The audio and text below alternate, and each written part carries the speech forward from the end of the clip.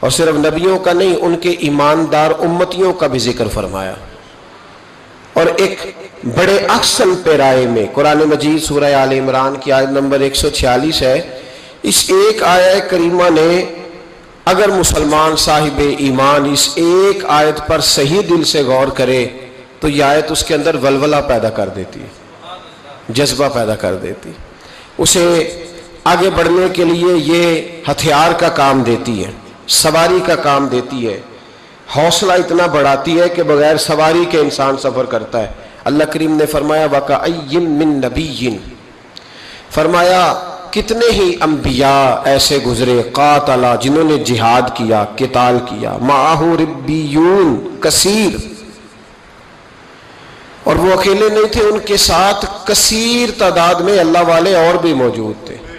مَعَهُ رِبِّيُّونَ کثیر، ان کے ساتھ اور بھی کثیر تعداد میں اللہ والے تھے۔ ہوا کیا؟ فرمایا فما وہانوا لما اصابہم فی سبیل اللہ، جب وہ اللہ کے رستے میں نکلے اور اس رستے میں انہیں کوئی مصیبت آئی تو اس مصیبت پر وہ سست نہیں ہوئے، اس مصیبت پر وہ، آپ سست تو نہیں ہے نا اس وقت؟ ماشاءاللہ، چلے اللہ خیر فرمائے۔ اللہ کریم نے فرمایا اس رستے میں وہ سست نہیں ہوئی، مصیبت آئی لیکن وہ مصیبت انہیں سست نہیں کرتی، تو جب سست نہیں کرتی تو پھر کیا کرتی ہے؟ چست کرتی ہے۔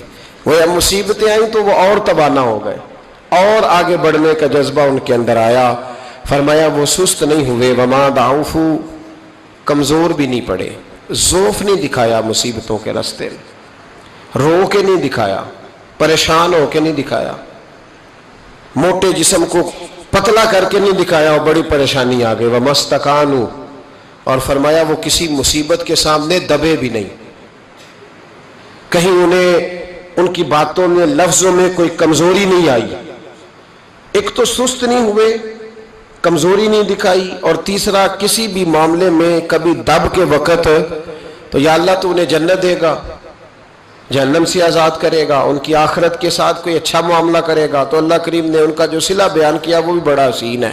فرمایا واللہ یحب الصابرین، ان صبر کرنے والوں کو اللہ اپنا محبوب بنا لے گا، یہ اللہ کے محبوب بن جائیں گے۔ ان کی فضیلت یہ ہے چونکہ انہوں نے جہاد کیا ہے اور جہاد کے راستے میں کوئی کمزوری نہیں دکھائی، ضعف نہیں دکھایا۔ آزمائش ہمارے ہاں نا ہمیں ثابت کرنا پڑ رہا ہے کہ ہم کچھ کر رہے ہیں، ہمیں ثابت کرنا پڑتا ہے، ہمیں بتانا پڑتا ہے۔ ہم اپنے بچوں سے فرما برداری خیرات میں مانگتے ہیں، یار میری فرما برداری کیا کر، اس کو حدیثیں سناتے ہیں، یہ تو خیرات میں مانگ رہے ہیں آپ، خیرات میں مانگ کے بھی کبھی کسی کا گزارا ہوا ہے؟ ماں باپ جلد بازی دکھاتے ہیں، شور کر کے، جلال دکھا کے اپنی تابع داری کراتے ہیں، کیا اس طرح بھی کبھی کسی نے فرما برداری کی؟ جلد بازی، پریشانی، میں نے ایسے کیا ہے، میں بڑی نوکری کرتا ہوں، میں بڑا اچھا ہوں، میں بڑا نیک ہوں، فلانا مجھ سے بڑا راضی ہے، میرے استاد بڑے خوش ہیں، میرے مرشد مجھ سے پیار کرتے تھے۔ جس کے مرشد اس سے پیار کریں اسے بتانے کی ضرورت نہیں پڑتی، جس کے استاد اس سے راضی ہوں اسے ذکر کرنے کی حاجت نہیں ہوتی۔ اور بھائی جو بندہ نیک ہو نا، نیک پرہیزگار ہو، محنتی ہو، اپنے منہ سے نہیں بتاتا میں پرہیزگار یا محنتی ہوں، اس کی محنت خود بتاتی ہے کہ اس نے محنت کی ہے۔ مجھے جی 15 20 50 لوگ بڑا جانتے ہیں، کسی سے پوچھ لیں بھئی تو نہ یہ بات کہے، کوئی اور کہے گا تو پھر سمجھ میں یہ کمزوری ہے، یہ ضعف ہے، یہ ہمارے اندر کی وہ کمزوری ہے جو جہاد زندگانی میں ہمیں لوگوں سے پیچھے رکھتی ہے، پھر ہم آگے نہیں بڑھ پاتے۔ اپنا بتانا جسے پڑتا ہے اسے، وہ تو کمزور آدمی ہے، اسے بتانا پڑا ہے کہ میں کچھ ہوں۔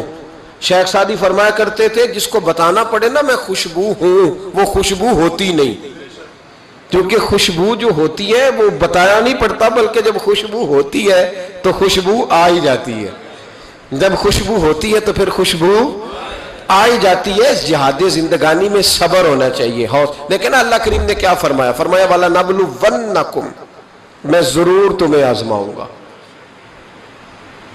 میں ضرور تمہیں، نامی کوئی بغیر مشقت نہیں ہوا، 100 بار جب کٹا تب جا کر نگی ہوا، میں ضرور تمہیں آزماؤں گا. کس طرح؟ بشیء من الخوف والجوع ونقص من الاموال والانفس والثمرات. فرمایا میں تمہیں خوف سے آزماؤں گا، میں تمہیں بھوک سے آزماؤں گا، میں تمہیں مالوں جانوں اور پھلوں کی کمی سے آزماؤں گا. پھلوں کی کمی کیا ہے؟ والثمرات کیا ہے؟ اس پر مفسرین نے بڑا کچھ لکھا ہے. کہتے ہیں کہ جو والثمرات ہے نا، پھلوں کی کمی، اس سے ایک مراد تو یہ ہے کہ انسان کے مال میں نقصان ہو جاتا ہے، لیکن ایک مراد اس سے یہ ہے والثمرات سے کہ پھل نتیجے کو کہتے ہیں، پھل رزلٹ کو کہتے ہیں. کہتے ہیں نا مجھے اس کا پھل بڑا ملا ہے، تو پھل سے مراد وہاں سیب نہیں ہوتا، پھل سے مراد وہاں انگور نہیں ہوتا، وہاں پھل سے مراد رزلٹ ہوتا ہے. تو فرمایا والثمرات، میں تمہیں پھلوں کی کمی سے آزماؤں گا. یعنی تم بڑی محنت کرو گے، بالکل صحیح چلو گے، حق پہ ہوگے، لیکن نتیجہ تمہاری مرضی کا نہیں آئے گا. رزلٹ تمہاری کو نہیں سمجھ آئی آپ کو میری بات؟ رزلٹ تمہاری مرضی کا. والثمرات، میں اس رزلٹ سے تمہیں آزماؤں گا. محنت تم میری مرضی کی کرو گے، نتیجہ تمہاری مرضی کا نہیں، وہ بھی میری مرضی کا. رزلٹ بھی جنگ احد میں صحابہ کی جد و جہد میں کوئی شک نہیں تھا، پر نتیجہ اللہ کی مرضی کا نکلا، نتیجہ اللہ کی مرضی کا نکلا. میرے بھائی، میدان کربلا میں امام حسین کے ساتھ خدا تھا. اللہ کرے آپ کو سمجھ آئے میری بات کی. میدان کربلا میں تلواریں یزیدیوں کے ساتھ تھی، حکومت ان کے ساتھ تھی، سارا کچھ ان کے ساتھ تھا، پر رب امام حسین کے ساتھ تھا. اس لیے کہ اللہ کہتا ہے ان اللہ مع الصابرین، میں صبر کرنے والوں کے ساتھ. اللہ امام حسین کے ساتھ تھا، لیکن بظاہر نتیجہ شہادت میں نکلا. وہ ہمارے یہاں نا کچھ بیچارے دوست ہیں جو ہر وقت فرقہ واریت کو ہوا دیتے ہیں، خرابی کرتے ہیں، امت میں تفریق پیدا کرتے ہیں. میرے پاس ایک صاحب آئے، کہنے لگے جناب وہ حضرت علی مشکل کشا ہیں. میں نے کہا نہیں، نیرے مشکل کشا نہیں، حاجت روا بھی ہیں، اس لیے کہ مولا کا معنی مددگار ہے.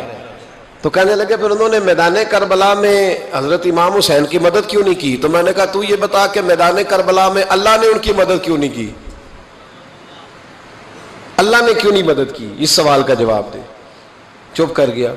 وہ یہاں حضرت سلطان بہو رحمۃ اللہ علیہ کے عرس پہ نا لوگ گاڑیوں میں جاتے ہیں. چلیں ہمیں بھی بعض طریقوں سے اختلاف ہے، لیکن جو اہل اللہ کی عقیدت میں جاتے ہیں وہ بڑے بہترین لوگ ہیں. تو وہ گاڑی جا رہی تھی، ایکسیڈنٹ ہو گیا، کچھ لوگ فوت ہو گئے، کچھ زخمی ہو گئے. تو ایک صاحب دوڑے دوڑے آئے، کہنے لگے جی وہ فلاں جگہ ایک مولوی صاحب کہہ رہے تھے کہ دیکھو جی پھر بابے نے بچایا کیوں نہیں. تو میں نے کہا میں ایک سال حج کرنے گیا تھا تو 750 آدمی فوت ہو گیا تھا، اللہ نے بچایا کیوں نہیں؟ وہاں گئے تھے، احرام باندھے تھے، فوت ہو گئے، اللہ نے بچایا کیوں نہیں؟ سمجھ آ رہی ہے میری بات کی؟ کیوں لوگ ایسی کمزور باتیں کرتے ہیں؟ بابا جی نے بچایا کیوں نہیں؟ او خدا کے بندے، یاد رکھو اور سمجھو، میرے نبی پاک علیہ السلام نے فرمایا جو حج عمرے کے رستے میں فوت ہو جائے، روزانہ اس کے لیے حج اور عمرے کا ثواب لکھا جائے گا. تو اگر اسے بچا لیا جاتا تو ثواب کیسے لکھا جاتا؟ یہ حکمت ہے. امام حسین صرف شہید نہیں، سید الشہداء ہے. خالی شہید نہیں، سید الشہداء ہے. تو بتاؤ نا بھلا، اگر حضرت علی ان کی مدد کرتے، اللہ ان کی وہاں اس انداز میں مدد کرتا جو ہمارا خیال ہے، تو پھر یہ سید الشہداء کا درجہ انہیں کیسے ملتا؟ تو کمزوری، لوگ کمزور باتیں کرتے. یاد رکھو اعلیٰ درجات کے لیے اللہ آزماتا ہے، پھر اعلیٰ درجے دیتا ہے. فرمایا میں آزماؤں گا وَلَنَبْلُوَنَّكُمْ بِشَيْءٍ مِّنَ الْخَوْفِ وَالْجُوعِ وَنَقْصٍ مِّنَ الْأَمْوَالِ وَالْأَنفُسِ وَالثَّمَرَاتِ. تو جب لوگ اس میں کامیاب ہوں گے تو پھر کیا ملے گا؟ فرمایا وَبَشِّرِ الصَّابِرِينَ. خوشخبری میں بھی دے سکتا ہوں، خوشخبری میری طرف سے ہی ہے، پر میں خود نہیں دوں گا، میں اپنے محبوب سے کہوں گا محبوب تو انہیں خوشخبری دے دے. پھر محبوب کی زبان سے خوشخبری. جہاد زندگانی میں آزمائشوں کا مقابلہ کرنے کے لیے تیار رہیں. ہم تو جلد باز سے لوگ ہیں، جلدی سے. وہ کہتے ہیں جی میرے ابا جی نا وہ اب جلد باز ہیں، پنجابی کہتے ہیں کالے پہ جاندے نے. تو ابا جی جلد باز ہیں تو بچے نے نہیں جلد باز ہونا. بتائیں ابا بھی جلد باز اور بیٹا بھی، پھر کیا بنے گا روزانہ؟ بولے پھر گھر کے اندر سے روز چیخنے کی آوازیں آئیں گی. دونوں جلد باز ہو جائیں تو کیسے بات آگے چلے گی؟ میاں صاحب بھی جذباتی تو بیوی بھی جذباتی، تو رزلٹ یہ کس طرح کی بات ہے کہ ابا جی بچے جی چھوٹا بچہ ہے جی، اسے نہیں اب پتا، اسے نہیں پتا جی یہ جذباتی ہے، یہ جلد باز ہے.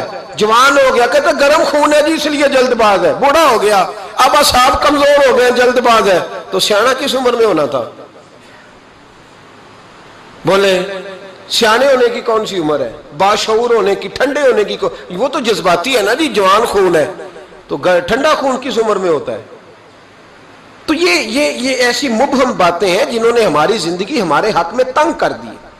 ہم نے اپنے چھوٹے سے جذباتی پن پہ کنٹرول نہیں کیا، رشتے توڑ دیے ہم نے. ذرا صبر نہیں ہوا، ذرا استقامت نہیں ہوئی، کوئی کام نہیں. جھوٹ کے سہارے زندہ رہے، دھوکے کے سہارے زندہ رہے، اپنے آپ کو بھی مصیبت میں رکھا، ساتھ والوں کو بھی مصیبت میں رکھا. صبر اور استقامت زندگی کا حسن ہے. اللہ نے قرآن میں اللہ والوں کی دعا بیان کی. فرمایا میرے بندے مجھ سے دعا مانگتے ہیں کیا؟ ربنا افرغ علینا صبرا وثبت اقدامنا. وہ دعا مانگتے ہیں کہ یا اللہ ہم پہ صبر انڈیل دے اور ہمارے قدموں کو ثابت قدمی عطا فرما.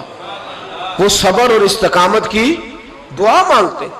زندگی میں حوصلہ پیدا کریں، جد و جہد کا مزاج بنائیں، مشکلات سے ٹکرانے کا مزاج بنائیں، مشکلات سے لڑنے کا مزاج بنائیں. انسانوں سے نہیں لڑیں، مشکل وقت آئے تو اسے کاٹ جائیں. ہمارے ہاں غربت آتی ہے تو غربت سب سے پہلے جھگڑا لے کے آتی ہے. چاہیے تھا نا کہ گھر میں غربت آ گئی تو سارے لوگ دلیری سے اسے کاٹ جاتے، سارے ایک دوسرے کے خلاف ہے، تیری وجہ سے ایسے ہوا ہے، تیری وجہ سے ایسے. بھائی یہ تو حوصلے کے ساتھ کاٹنے والا ٹائم، اسی کو جھگڑے کی نظر کر دیا. پھر ایک دوسرے سے پیار کب کرنا ہے، محبت کب کرنی ہے؟ اگر آپ نے بیوی کو پیسے دے کے ہی اور بچوں کو دولت دے کے ہی انہیں ہم نما بنانا ہے تو یہ تو آپ کسی غیر کو بھی دے دو تو وہ بھی نعرے لگانے لگ جاتا ہے. ان سے پھر دلچسپی کس بات کی ہوئی، ان کے ساتھ پھر پیار کس معاملے کا ہوا؟ میرے عزیزو، ہمت، حوصلہ، کتنے خوبصورت لفظ ہیں حدیث پاک کے. آپ یقین کریں ہم اپنے نبی پاک کے ایک فرمان کو زندگی میں اپنے گرہ سے باندھ لیں تو وہی ہمارے لیے بڑا کافی ہے.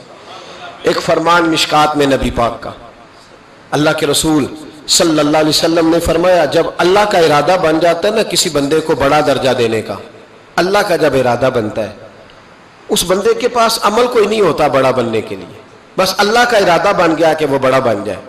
اس کا مطلب ہوا رب بڑا ہی مہربانی فرمانے والا ہے. فرمایا محبوب کریم علیہ السلام نے کہ بندے کے پاس عمل ایسا کوئی نہیں، کردار میں، گفتار میں نیکی ایسی نہیں جس کے سبب سے اسے بڑا بنایا جائے. اب اللہ کا ارادہ ہو گیا اسے رتبہ دینا ہے تو محبوب فرماتے ہیں پھر اللہ اسے آزمائشوں میں مبتلا کرتا ہے، پھر اللہ اسے کوئی مشکل مرحلے سے گزارتا ہے.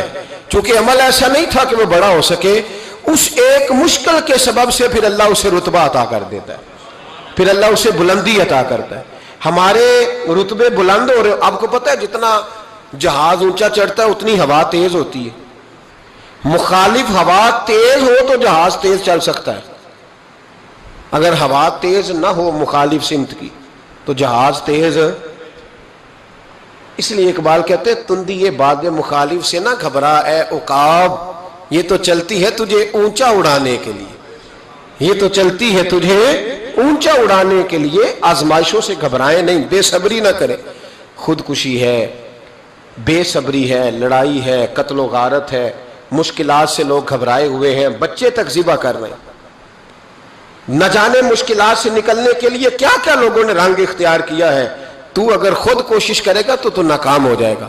تو اپنے آپ کو اللہ رسول کے حوالے کر دے، تو ان کے سپرد کر دے. بڑی خوبصورت حدیث سنے میرے نبی پاک علیہ السلام فرمان. اس حدیث کو کہتے ہیں حدیث قدسی. حدیث قدسی وہ ہوتی ہے جو فرمان اللہ کا ہوتا ہے، بیان نبی پاک فرماتے ہیں. نبی کریم علیہ السلام فرمانے لگے کہ اللہ فرماتا ہے میں جب اپنے کسی بندے کو بیمار کرتا ہوں، میں جب اپنے کسی بندے کو بیمار کرتا ہوں تو فرمایا اس کی لوگ تیمارداری کرنے آتے ہیں، پوچھتے ہیں تیرا کیا حال ہے. تو نبی کریم فرمانے لگے اگر وہ لوگوں کے سامنے میری شکایت نہ کرے، میری شکایت نہ کرے اور میرا شکوہ نہ کرے. کچھ لوگ شکوہ کرتے ہیں نا، کہتے ہیں دیکھو جی مجھے بیمار کر دیا، میں کتنا بیمار ہوں. فرمایا اگر وہ عیادت کرنے والوں کے سامنے میری شکایت نہ کرے تو میں اس کے خون سے بہتر خون اسے عطا کر دیتا ہوں اور اس کے گوشت سے بہتر گوشت اسے عطا کرتا ہوں. اور فرمایا جب وہ قیامت کے دن آئے گا تو میں اسے بغیر حساب کتاب جنت عطا کر دوں گا. دنیا میں شفا بھی کامل دوں گا، یعنی پچھلے خون سے بہتر خون ملے گا، پچھلے جسم سے بہتر جسم ملے گا۔ ہمارے ہاں شکایات کا دروازہ کھل جاتا ہے، دیکھو جی میں نے تو کوئی گناہ ہی نہیں کیا، میں کیسے بیمار ہو گیا، میں نے تو کوئی ظلم نہیں کیا، میں کیسے بیمار ہو گیا۔ او بھائی، رب تیرے درجات بلند فرمانا چاہ رہا ہے، اللہ تبارک و تعالیٰ تجھے بلندیاں دینا چاہ رہا ہے، اور تو یہاں کمزور پڑ گیا ہے۔ تمام انبیاء کرام کی زندگی میں آزمائش، تمام صحابہ کی زندگی میں آزمائش، اہل بیت سارے آزمائش سے گزرے، اولیاء اللہ سارے آزمائش سے گزرے۔ جو آدمی چاہتا ہے نا کہ میں بڑے سکون میں رہوں اور میں کوئی درجہ بھی پا جاؤں، یہ کام اتنا آسان ہے۔ ہم سارے محبوب بن کے جینا چاہتے ہیں، میں محبوب ہوں جی، میں لاڈلا ہوں جی، سارے لاڈلے، سارے لاڈلے۔ لاڈلا وہ نہیں ہوتا جو فرنٹ سیٹ پہ بیٹھا ہوتا ہے، لاڈلا وہ ہوتا ہے جو جھاڑو دے رہا ہوتا ہے، لاڈلا وہ ہوتا ہے جو لنگر کھانے میں تپ رہا ہوتا ہے، روٹیاں پکا رہا ہوتا ہے، وہ لاڈلا ہوتا ہے۔ جو اچھا دستار پہن کے اور اچھی ویسٹ کوٹ پا کے فرنٹ سیٹ پہ آتے ہیں نا، تصویریں جس کی زیادہ آتی ہیں، وہ لاڈلا اس لیے کہ وہ تو پکی پکائی پہ آیا ہے، پکی پکائی پہ آیا ہے۔ خواجہ باقی باللہ رحمت اللہ تعالیٰ علیہ کے دائیں بائیں بڑے لوگ رہتے تھے، لیکن باقی باللہ رحمت اللہ علیہ کچھ دینے لگے نا، جب تو اپنے باورچی کو بلایا، روٹیاں پکانے والے، کہنے لگے میرا کچھ دینے کا پروگرام بن گیا، بتا تجھے کیا دوں۔ کس کو؟ بول کے بتائیں۔ کیسی یہ تو تیہ خان سامنے کی جی، باورچی کی۔ لیکن بھائی جو تیرے لیے دھوپ میں جلتا ہے اس کا بڑا درجہ ہوتا ہے۔ کہانیاں جو لوگ سناتے ہیں نا، وہ کہانیوں والے رہ جاتے ہیں، جو درجات والے ہوتے ہیں وہ محنت کر رہے ہوتے ہیں، کسی کونے میں بیٹھے ہوتے ہیں، ان کی تصویریں اکثر نہیں آتی، ان کی تصویریں نہیں آتی جو کہ پیچھے ہوتے ہیں، وہ کام میں لگے ہوتے ہیں، ان کی فوٹو کیسے آئے گی؟ حضرت باقی باللہ باورچی کو بلا کے کہنے لگے تو نے ساری زندگی میرے لیے چولہے کے آگے گزار دی۔ لوگ روٹی کھاتے رہے، کہتے رہے جی میرے حضرت صاحب بڑے میرے اوپر مہربان ہے، میں گیا ہوں تو لنگر بڑا شاندار کھلایا ہے، لیکن تو ساری زندگی تندور پہ رہا، ساری گرمیاں تیرا پسینہ خشک نہیں ہو سکا، تجھے دینا ہے، تو بتا تو کیا لے گا؟ تو بڑا سیانہ تھا وہ باورچی، کہنے لگا بابا دولت کی تو ضرورت ہی کوئی نہیں، اس لیے کہ یہاں فقر اور فاقہ اور دولت کا جو میں نے رنگ دیکھا ہے وہ سمجھ گیا ہوں کہ اللہ کی نظر میں دولت کی ضرورت حاجت نہیں، کوئی قدر نہیں، یہ نہیں چاہیے۔ فرمایا کوئی عہدہ، کہنے لگا حضور اس سے بڑا بھی کوئی عہدہ ہوگا کہ آپ نے بلا کے سامنے بٹھا لیا ہے، چھوڑے۔ فرمایا چل کچھ تو کہنا، کہنے لگا بابا اگر کچھ کرنا ہی ہے تو مجھے اپنی طرح کا بنا دے، اپنی طرح کا بنا دو، چلو تو من شدی من تو شدم، اپنی طرح کا بناؤ، بات ختم ہو جائے۔ حضرت باقی باللہ کہنے لگے اٹھ، پھر اٹھ کے کھڑا ہوا، سینے سے لگایا، کہا مولا اس کی خواہش پوری کر دے۔ کہتے ہیں جب وہ پیچھے ہٹا نا تو سمجھ ہی نہیں آتی تھی باورچی کون ہے اور باقی باللہ کون ہے۔ تیری تصویر میں وہ رنگ بھرے ہیں میں نے، لوگ دیکھیں گے تجھے اور پہچانیں گے مجھے۔ تیری تصویر میں وہ رنگ بھرے ہیں میں نے، لوگ دیکھیں گے تجھے اور پہچانیں گے مجھے۔ او لوگ آئے تو اب پہچاننے مشکل ہو گیا، یہ باقی باللہ ہے یا یہ باقی باللہ ہے، یہ حضرت ہے یا یہ حضرت ہے۔ تو حضرت باقی باللہ مسکرائے، اس سے باورچی سے کہنے لگے اب دنیا میں باقی باللہ تو ایک ہی رہ سکتا ہے نا، دو تو رہ نہیں سکتے، کیونکہ باقی باللہ اللہ نے پیدا ہی ایک کیا ہے، تو اب بن گئے دو۔ اب تو بتا تیرا کیا خیال ہے؟ کہنے لگا حضور میرا خیال اب کچھ بھی نہیں، میری خواہشہ پوری ہو گئی ہے، اب میرا خیال ہے اب میں تکمیل تک آ گیا ہوں، اب مزید اس سے آگے بھی کوئی خواہش کروں تو میری کمزوری ہے، اس سے آگے بھی کوئی خواہشیں ختم ہو گئی۔ حضرت باقی باللہ نے اس کی طرف دیکھا، انہوں نے آپ کی طرف دیکھا، اس نے کلمہ پڑھا اور اس کی روح ہی پرواز کر گئی۔ لوگوں نے کہا حضور یہ کیا ہے؟ فرمایا یہ ہے کہ میری طرح کا بننے کے لیے اسے جان دینی پڑی ہے، جان دینی پڑی ہے۔ یہاں لوگ بغیر جان دیے کہتے ہیں با میرا چونکہ رنگ گورا ہے تو لہذا اللہ فٹافٹ مجھے درجہ عطا کر دے، چونکہ میں مسکراتا صحیح ہوں تو جلدی سے۔ او خدا کے بندے، جو لاڈلے تھے حسنین کریمین، جو لاڈلے تھے، جو لاڈلے تھے، جو اصل لاڈلے تھے، اللہ اکبر، اس طرح کے لاڈلے کہ پشت پہ حضور نماز پڑھ رہے ہیں، میرا بچہ نماز پڑھتے آئے تو ہو سکتا ہے اس کی اماں سے میرا جھگڑا ہو جائے، لے جاؤ گھر، نماز بھی نہیں پڑھنے دیتا۔ مصطفیٰ کریم نماز پڑھے اور امام حسین سجدوں سے کھیلنے لگ جائے، سجدوں سے کھیلنے لگ جائیں، جب چڑھے حضور کی کمر مبارک پہ تو رب کریم کا محبوب چل تو میرا سجدہ لمبا کر دے، حسین کو بیٹھا رہنے دے۔ اتنا لاڈلا، اتنا لاڈلا، اتنا لاڈلا، کہ نبی رحمت صلی اللہ علیہ وسلم نماز پڑھ رہے ہو، امام حسن اور حسین آ جائیں، ٹانگوں میں آ کے گھسے، حضور قدم کھول دیں، یہ گزر گئے، واپس آئیں تو قدم کھول دیں، یہ گزر گئے۔ جو سجدوں سے کھیلتے رہے، بڑے لاڈلے تھے، پر پتہ ہے پھر ان کا حال کیا ہوا؟ جس گردن کو مصطفیٰ کریم نے چوما، اور حضرت ابو ہریرہ رضی اللہ تعالیٰ عنہ فرماتے قسم اللہ کی عزت کی، جس طرح پہلی کھجور پہلا پھل پکتا تھا تو پہلا گھر میں پھل آتا تھا تو باغ کا مالک کھجور چوستا تھا، پہلا پھل آیا، بڑا مزہ آیا، فرماتے اس طرح میں نے نبی پاک کو امام حسین کی زبان چوستے دیکھا، اس انداز میں لاڈ۔ پھر پتہ ہے انجام کیا ہے؟ یاری تیری سونا ہے پر ازمائشاں تیریاں اگ، اے سونا پرکھیا جاوندا ہی پہلو نال اگاں دے لگ، میں دی بڑا لاڈلا ہوں۔ کس طرح؟ کیا آزمائش آئی زندگی میں؟ کس طرح؟ اللہ نے قانون والا نبلونکم، میں ضرور آزماؤں گا، تو ابھی تک آزمایا ہی نہیں گیا بھائی، دھیان کر، کچا ہی رہ گیا تو، توجہ کر، ابھی تیرے اوپر کوئی آزمائش نہیں آئی۔ یہ آزمائش حضرت آدم سے شروع ہوئی، مصطفیٰ کریم فرمانے لگے میں سب سے لاڈلا ہوں، سب سے زیادہ آزمائش مجھ پہ آئی۔ جناب صدیق اکبر کے گلے میں پٹکا ڈال کے انہیں گھسیٹا گیا، حضرت عمر کو روڑے مارے گئے، جناب عثمان غنی کے ارد گرد چٹائی باندھ کے ان کا چچا دھواں دیتا تھا، حضرت علی نے خیبر میں کتنے زخم کھائے، خندق میں کتنا دھواں ان پر پڑا، کتنی ریت جنگوں میں آئی، امام حسن کو زہر دیا گیا۔ سیدہ فاطمہ رضی اللہ تعالیٰ عنہ کہتی ہیں جب بھی دیکھے دکھ ہی دیکھے، جو بڑے پیارے تھے وہ تو دکھوں میں رہے، تو کس طرح کا پیارا ہے؟ ایک روایت میرا دل ہے، وہ میرا عنوان نہیں تھا، میرا ذہن نہیں تھا، آ گئی پر بیان۔ ایک صحابی تھے، نے گھر آ کے اپنی بیوی کو بتایا کہ نبی پاک علیہ السلام فرمانے لگے آج حضور نے فرمایا ہے کہ جسے اللہ پیار کرتا ہے اسے آزمائشوں میں ڈالتا ہے۔ بی بی خاموش ہو گئی، سن لیا۔ اگلی صبح رات شوہر نے پانی مانگا تو ساری رات پانی لے کے کھڑی رہی۔ سویرے شوہر کہنے لگا بڑا راضی ہوں، کچھ مانگ لے، کہنے لگی آپ میرے ساتھ علیحدگی اختیار کر لیں، نہیں رہنا چاہتی آپ کے ساتھ، طلاق دے دیں مجھے۔ کیسی تو بات کر رہی ہے؟ کہ آپ نے وعدہ کیا ہوں گی آپ دیں گے، آپ مجھے علیحدہ کر دیں۔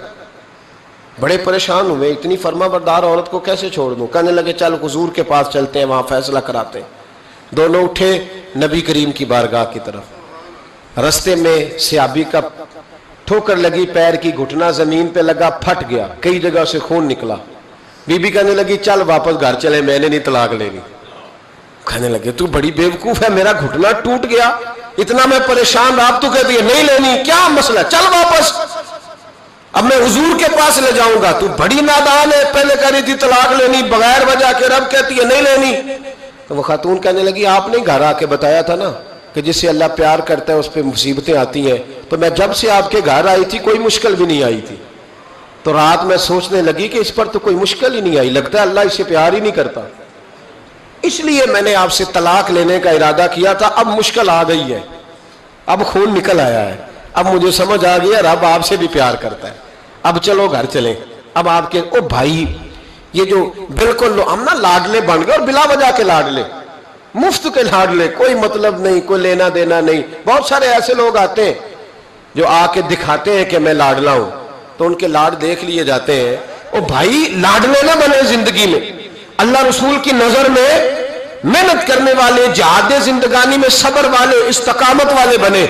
اللہ کے جتنے بندے تھے وہ صبر والے تھے، استقامت والے تھے، میدان میں رہنے والے تھے، جد و جہد والے تھے۔ حضرت ابو جندل، سنو کس طرح کی آزمائشیں۔ حضرت ابو جندل بن سہیل حضور کے صحابی ہیں، نبی پاک مدینے آ گئے، وہ مکے رہ گئے، والد نے اور بھائیوں نے کہا کلمہ چھوڑ دے ورنہ ماریں گے۔ ہمیں تو مفت میں کلمہ ملا ہے، بالکل فری، نمازیں بالکل فری، ہر چیز مفت میں، اس لیے لوگ کہتے ہیں ابھی ٹائم نہیں ملے گا تو پڑھوں گا۔ انہوں نے محنت کر کے لی تھی نا، تو نماز چھوٹ جاتی تھی تو چیخیں بھی نکل جاتی تھی، کیونکہ دین محنت کر کے لیا تھا، قدر تھی۔ حضرت ابو جندل بن سہیل کلمہ پڑھا، والد نے کیا کیا، انہوں نے پکڑ کے باندھ دیا زنجیروں سے، اور آپ فرماتے ہیں کہ مجھے کہتے تھے چھوڑ، میں نہیں چھوڑتا تھا، میرے ہاتھ جب باندھ دیے تو میرا باپ اور میرے بھائی بندے ہوئے ہاتھوں پہ ڈنڈے برساتے تھے، چھوڑے گا کہ نہیں کلمہ؟ آپ فرماتے میں نے کہا میں نہیں چھوڑوں گا۔ کہتے میرے کان میں کسی نے آ کے خبر دی کہ نبی پاک حدیبیہ تک آ گئے، 1500 صحابہ کو لے کے نبی پاک آ گئے عمرہ کرنے، فرماتے ہیں میں اب میں نے کہا میری بات بن گئی, میرے کریم پہنچ گئے, میرے وارث آ گئے, اب مسئلہ حل ہو گیا. ادھر نبی پاک صلی اللہ علیہ وسلم کے ساتھ صلح نامہ لکھ رہے ہیں کفار. اس صلح میں شرط طے ہو گئی کہ مکے سے اگر کوئی مسلمان مدینے جائے گا تو نبی پاک واپس کریں گے, رکھیں گے نہیں. وہ کہہ رہے ہیں کہ میں سمجھ گیا کہ حالات صحیح ہو گئے. یہاں حضور نے شرط طے کر لی کہ کوئی واپس آئے گا تو رکھیں گے نہیں. میرے حبیب کریم علیہ الصلوۃ والسلام جب یہ کہا نا شرط طے ہو گئی, تو جناب ابو جندل کہتے ہیں کسی طریقے سے میں گھر کی الماری توڑ کے باہر نکلا, زنجیریں نہ مجھ سے ٹوٹیں, زنجیروں سمیت میں آیا. حضرت علی شیر خدا کہتے ہیں وہ شخص دوڑتا آ رہا تھا تو جس رستے وہ آیا سارا وہ رستہ خون سے بھرا ہوا تھا. کہتے ہیں خون سے لتھڑے ہوئے حضرت ابو جندل پہنچے, آ کے حضور کے سامنے کھڑے ہوئے, اور جب ان کا چہرہ دیکھا تو محبوب کی آنکھوں میں آنسو آ گئے. ہاتھ بندھے ہوئے دکھائے, کہا محبوبہ یہ ہتھکڑیاں دیکھو, یہ میرے پیروں میں زنجیریں دیکھو, زخم پہ زخم کھا کے جی, خون جگر کے گھونٹ پی, آہ نہ کر لبوں کو سی, یہ عشق ہے کوئی دل لگی نہیں. حضور یہ میرا حال ہے. آقا مجھے لے جائے ساتھ, میں غیروں کا کیا گلہ کروں, میرا تو ابا مجھے مارتا ہے, میرے بھائی مارتے ہیں, مہربانی کرے. حضور سید عالم علیہ السلام ابھی بات کرنے لگے تھے کہ ابو سفیان بولے, کہنے لگے آپ کی اور ہماری شرط طے ہو گئی ہے, آپ نہیں لے کے جا سکتے. صحابہ کہنے لگے ابھی تو دستخط نہیں ہوئے, معاملات کہنے لگا دی اگر آپ یہ شرط نہیں مانتے تو صلح کوئی نہیں. دیانتداری سے بتانا, دیانتداری سے. کوئی استاد یوں چھوڑ کے چلا جائے, کوئی مرشد یوں چھوڑ کے چلا جائے, کیا حالت ہوگی. لوگ بھاگ نہیں جاتے چھوڑ چھاڑ کے, چھوڑو جی اس نے میرے ساتھ پیار ہی نہیں کیا. یہاں تو آپ ایک ٹائم نہ کسی کو دے تو وہ ناراض ہو جاتا ہے, کہتا ہے میری مانی نہیں, چھٹی. حضرت ابو جندل رضی اللہ تعالیٰ عنہ خون بہ رہا ہے, ہاتھوں میں بیڑیاں زنجیریں. میرے کریم رسول علیہ السلام کہنے لگے ابو جندل ابھی تیری آزمائش ختم نہیں ہوئی, ابھی تو نے واپس جانا ہے, اس قید کو تھوڑا سا اور تو نے سہنا ہے, برداشت کرنا ہے, فکر نہ کرنا, جلدی تیری مشکل حل ہو جائے گی, فکر نہ کرنا. باپ ہنسنے لگا, ادھر دیکھو گریبان سے پکڑ کے کھینچ کے کہنے لگا ان کے ساتھ جانا چاہ رہا تھا تو, یہ تجھے لینے آئیں گے.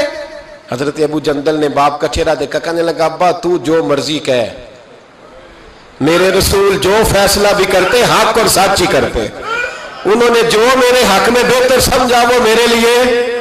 بات نہ کروں خواجہ غلام فرید کی, حضرت خواجہ کیا کہتے ہیں, کہتے اے تن میرا کنگی ہو گئی, اے تن میرا کنگی ہو, میں زلف سجن دی واواں, پوش میرے دی جتی بن جائے, تے یار دی قدمی آواں, مارو مارو مینو مار مکا مارو. ابا سے بھائی سے کہنے لگے مارو مارو مینو مار مکاؤ, میں کوئی عذر نہ پیش لے آواں, تے جے سونا ہی میرے دکھ وچ راضی, جے او سونا ہی میرے دکھ وچ راضی, تے میں سکھ نو چلے ڈاواں, آ یار فریدا کدی مل پہ سونا, انہوں رو رو حال سناواں. حضرت خواجہ یار محمد رحمت اللہ علیہ کہنے لگے کبھی وہ مل جائے اسے دکھڑا سناؤں گا. اور بڑے خوبصورت لفظ لکھے ہیں راویوں نے, کہتے ہیں حضرت ابو جندل اپنے والد سے کہنے لگے اب اس طرح کر, میری زنجیریں کھول دے, اب میری بیڑیاں کھول دے, اب میں بھاگوں گا نہیں, اس لیے کہ پہلے میں تیرا قیدی تھا, میں نبی پاک کے حکم کا قیدی ہوں, اب جب تک حکم نہیں آئے گا میں جانے نہیں لگا, تو کھول دے اور جتنا دل کرے ظلم کر, میں تو مجھے کہہ دے اس کمرے میں قید رہنے, میں نکلوں گا نہیں, اس لیے کہ اب میں مصطفیٰ کے محبوب کا قیدی ہوں, اب تھوڑی نکلوں گا. قید ہو گئے, تھوڑا ہی وقت گزرا کہ اللہ نے فتح مکہ عطا فرما دی. میرے محبوب جب گئے نا طواف کیا, حضرت ابو جندل کو لوگ جانتے ہی نہیں تھے کون ہے, پتہ ہی نہیں تھا, پر جب پیار ہوا نا, پیار ہوا تو حالات ہی بدل گئے, محبت ہوئی تو حالات بدل گئے, بالکل تبدیلی آ گئی. میرے محبوب نے حرم مکہ کے اندر کھڑے ہو کے اونٹنی پر بیٹھ کر کان میں بھی کہا, جو حضور ان کے محلے کو بھی جانتے تھے, گلی کو بھی جانتے تھے, باپ کو بھی جانتے تھے, چچا کو بھی کہہ سکتے تھے کسی کو جاؤ دوڑ کے فلانے کو بلا کے لاؤ, لیکن شانے دینا کوئی میرے نبی سے سیکھے, مرتبہ اور مقام دینے کا. یہ والا اونٹنی پر بیٹھ کر سارے مجمع میں اعلان کر کے فرمایا جاؤ کوئی ابو جندل کو بلا کے لاؤ. زور سے حضرت ابو جندل کی عظمت واضح ہو گئی, وہ تشریف لائے, سامنے کھڑے ہوئے تو نبی کریم فرمانے لگے تجھے کہا تھا نا تیری مشکل تھوڑی رہ گئی ہے, تجھے کہا تھا نا تھوڑی رہے. حضرت ابو جندل فرمانے لگے وہ جو تکلیف حدیبیہ میں ہوئی تھی نا وہ مجھے دوبارہ کبھی یاد ہی نہیں آئی, لیکن یہ جو حضور نے میرے لیے حرم میں جملے کہے نا, فرماتے جب میں یاد کرتا ہوں تو مجھے یوں لگتا ہے میری روح پرواز کر رہی ہے, مجھے یوں لگتا ہے خدا کے عرش کے قریب سے ہو کیا. بھائیو جب مشکل آتی ہے صبر اور استقامت ہونا پھر انسان بڑے مرتبے پاتا ہے, پھر وہ آگے سفر. حضرت ابو سلمہ نام یاد رہے گا آپ کو, یہ سلمہ عربی میں جب پڑھیں گے نا تو لام پہ بھی زبر آئے گی, میم پہ بھی ایک خالی ہوگی تو سلمہ بنے گا. ہم اپنی زبان میں سلمہ بھی بول لیتے ہیں. حضرت سلمہ ابو سلمہ, ان کے گھر میں بیٹا پیدا ہوا تو بچے کا نام سلمہ رکھا, اور سلمہ کا معنی ہوتا ہے یہ سلامت رہے, تو بیٹے کا نام سلمہ رکھا انہوں نے. حضرت سلمہ اتنے پیارے تھے, خوبصورت تھے کہ باپ نے اپنا نام ہی چھوڑ دیا اور اپنے آپ کو ابو سلمہ کہلانا پسند کیا. بیٹے یہ کنیت مشہور ہو جاتی. ماں اتنا پیار کرنے لگی بیٹے سے کہ ماں کا نام ام سلمہ مشہور ہو گیا. اتنے پیارے بیٹے تھے کہ مکے کی عورتیں روز آتی, کوئی بی بی آ کہتی ذرا تھوڑی دیر بچہ دینا, میں گھر نہ لے جاؤں. ایک اور بی بی آ گئی, تھوڑی دیر میں نہ کھلا لوں. بچیاں محلے کی عورتیں بڑا پیار کرتی. حضرت ابو سلمہ جب کفار مکہ سے تنگ آ گئے تو مدینے جانے کا ارادہ کیا. مدینے جانے کا دکھ جب بہت زیادہ گھیر لینا بندے کو تو پھر مدینہ یاد آتا ہے. مدینے جانے کا جب ارادہ کیا نا تو میاں بیوی اور بیٹا ساتھ بیٹھے. جب گئے نا مدینے کی سرحد پہ تو جناب ام سلمہ کے میکے والے آ گئے. آ کہنے لگے ابو سلمہ تو نے جانا ہے تو جا, ہماری بیٹی کوئی نہیں جائے گی, جا تو نے جانا ہے تو. بنو مغیرہ میں ان کی شادی ہوئی تھی, بنو مغیرہ کے سارے لوگ آ گئے, ہم نہیں جانے دیں گے. وہ جناب ام سلمہ کو لے گئے. ماں ادھر چلی گئی, پیچھے سے جناب ابو سلمہ کے بھائی, ان کے رشتہ دار, ان کے ماں باپ سارے آ گئے. کہنے لگے, ان کا والد کہنے لگا ابو سلمہ تو نے جانا ہے تو جا, یہ بچہ ہماری نسل ہے, میرا پوتا نہیں جائے گا, ان کو نہیں جانے دوں گا. رشتہ دار جمع ہو گئے, یہ نہیں جائے گا. حضرت ابو سلمہ بچہ اپنی طرف کھینچتے, ان کا قبیلہ اپنی طرف کھینچتا. اسی حالت میں بچے کا بازو اتر گیا, بچہ چیخے مار کے رونے لگا. ذرا سننا اور ذرا سوچنا, میں کہا کرتا ہوں جسمانی تکلیف سہی جاتی ہے, یہ جو ذہنی تکلیف ہوتی ہے نا اذیت, یہ بڑی مشکل ہوتی ہے. لیکن صحابہ نے جہاد زندگانی میں ذہنی آزمائشوں کو سہا, تکالیف برداشت کی. بچہ ان کے میکے والے لے گئے, بیوی سسرال والے لے گئے. جناب ابو سلمہ تھوڑا آگے بڑھ کے کھڑے ہوئے, کہنے لگے بیٹا بھی مجھے بڑا پیارا ہے, بیوی بھی بڑی پیاری ہے, لیکن شہر مدینہ کا بھی جواب نہیں, میں مدینہ ہی جاؤں گا بچہ چھوڑ کے. او بھائی یہاں جو لوگ 22 دن کے لیے 28 دن کے لیے جاتے ہیں نا, وہ 6 سال کی پلاننگ پیچھے دے کے جاتے ہیں. بچوں کو کوئی تکلیف نہ آئے, گھر والوں کو کوئی مشقت نہ آئے, جو 15 دنوں کے لیے جا رہے. لیکن بچہ رہ گیا, بیوی رہ گئی. جناب ابو سلمہ مدینے چلے گئے, ماں کہیں ہے, بیٹا بتاؤ کتنی تکلیف ہے, کتنی اذیت ہے, کتنی آزمائش ہے. حضرت ابو سلمہ مدینے چلے گئے. حضرت ام سلمہ سارا دن ایک پہاڑی پہ بیٹھی رہتی اور روتی رہتی, اور جو اس طرف سے آتا ان کے سسرال کی طرف سے, اس سے پوچھتی میرے بیٹے کا کیا حال ہے, روٹی ٹائم پہ کھاتا ہے, اس کا بازو ٹھیک ہو گیا. حضرت ابو سلمہ مدینہ منورہ میں پہاڑ پہ بیٹھے رہتے. جو لوگ مکے آتے پوچھتے میرے بیٹے کو دیکھا ہے کہیں گلی میں کھیلتے. ان کی ماں کا کیا حال تھا, کسی کو رحم نہیں آیا میری بیوی پر, ابھی بھی کسی کو خیال نہیں آیا. صبح شام میں روتے گزر گئی, 2 دن نہیں, 4 دن نہیں, 5 دن نہیں, پورا سال گزر گیا. پورا سال یہاں مفت میں دین ملا ہے, مفت میں. ہم مدارس میں کہتے ہیں مفت میں قرآن پڑھائیں گے, بچہ داخل کرا جاؤ, مفت میں حدیث سکھائیں گے, داخل کرا دو. کہتے ہیں نا بھائی, مذہب کی بات, مذہب سے تو ہمارا سوتیلا رشتہ ہے. اگر بچہ سکول میں نہیں چلے گا, کام نہیں سیکھے گا, پھر دیکھیں گے اس کو مولوی بنانا ہے کہ نہیں. ابھی آپ کہہ رہے ہیں یہ کیسے ہو سکتا ہے, 2nd درجہ, 2 درجہ, 3 درجہ معاذ اللہ مذہب کو ملتا ہے. یہ لوگ تھے جو نفسیاتی طور پر مجبور ہو گئے, لیکن مذہب سے پہلا رشتہ, مذہب سے پہلا تعلق, پہلا ان کا سگا پن اپنے دین کے ساتھ. سال بیت گیا تو بنو مغیرہ کے سیانے لوگ جمع ہو کے جناب ام سلمہ کے باپ کے پاس گئے. کہنے لگے بس کر دے, تیری بیٹی کا رونا ہم سے نہیں دیکھا جاتا, چل بس کر, مہربانی کر. وہ کہنے لگا چلو ٹھیک ہے, تم کہتے ہو تو میں بیٹی کو جانے کی اجازت دے دیتا ہوں. वही सारे लोग फिर मिल के हजरत अबू सलमा के खानदान के पास गए, कहा तुम्हें इस बच्चे पे रहम नहीं आता, इस छोटे से फूल पर करम नहीं आता, माँ जिंदा है, बाप जिंदा है, तुमने जुदा कर दिया वो बच्चा। ओ भाइयों, इन लोगों ने वो वाली कैद सही है सहाबा ने जिसका हम तसव्वुर भी नहीं कर सकते, लेकिन सब्र इस्तकामत पहाड़ साबित हुए। हजरत अबू सलमा के रिश्तेदार भी मान गए। अब उम्मे सलमा अपना बेटा लेके एक जगह जमा हुई तो उनका अब्बा पूछने लगा, बेटी अब यही रहोगी ना? तो हजरत उम्मे सलमा कहने लगी, अब्बा आपको अभी भी समझ नहीं आई, जिस मदीने के लिए साल पूरा तकलीफें सही है उसको छोड़ के मैं यहां रहूंगी क्या? एक घोड़े का बंदोबस्त कर दो, मुझे और मेरे बेटे को घोड़े पे तुम बिठा दो और मदीने मेरा अल्लाह मुझे पहुंचा देगा, बिठा दो मैं पहुंच जाऊंगी। भाइयों, इस अंदाज में इनकी मुलाकात हुई। जिंदगी में सब्र नहीं रहा, हौसला नहीं रहा, इस्तकामत नहीं रही। हमारे कमजोर लबो लहजे ने खुदकुशियों को ईजाद किया, हमारी कमजोर तबीयतों ने फसाद को ईजाद किया, हमारे रिश्ते हमारी मर्जी के हैं। तो किसी शायर ने कहा था, तेरी शर्तों पे ही अगर करना है तुझको कबूल, ये सहूलत तो मुझे सारा जहां देता है। मेरी मर्जी पे मेरा चचा चले तो मेरा ताल्लुक है, मेरी मर्जी पे मेरा दोस्त चले तो मेरा ताल्लुक है, और अगर वो अपनी मर्जी कर जाए तो फिर मेरा कोई रिश्ता। ओ भाई, ये क्या रिश्तेदार चलाने का तरीका हुआ? इस्तकामत ही नहीं, हौसला ही नहीं, सब्र ही नहीं, और जब बुजुर्गों में नहीं तो बताएं बूढ़ों में। हजरत खुबाब बिन अर्थ हजरत उमर के पास बैठे थे, ये वाहिद शख्स है, एक ये और एक हजरत बिलाल, ये दोनों जब आते थे तो हजरत उमर मिंबर छोड़ देते थे। तो हजरत खुबाब का अचानक चेहरे से, बुखारी शरीफ में मौजूद है, उनके कमर से ना कपड़ा हटा तो इतने मोटे मोटे दाग थे। जनाब उमर कहने लगे, ये क्या हुआ?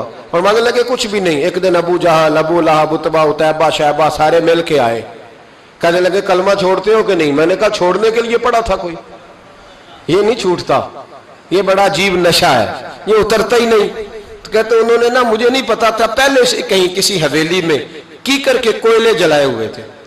कहते मुझे ले गए और मेरे कमर से कपड़ा खींच के, ये हम सुन लेते हैं ना, जरा सोचो तो सही, यहां तो गर्मियों में रोजे आ जाते हैं तो लोग कहते हैं बड़े मुश्किल है, कोई फतवा दो सर्दियों में चले जाए, रोजा रखना मुश्किल है। सोचो अंदाजे तक जिंदगी क्या है, किस तरह जिहादे जिंदगानी में सब्र और इस्तकामत तोड़ के रखा।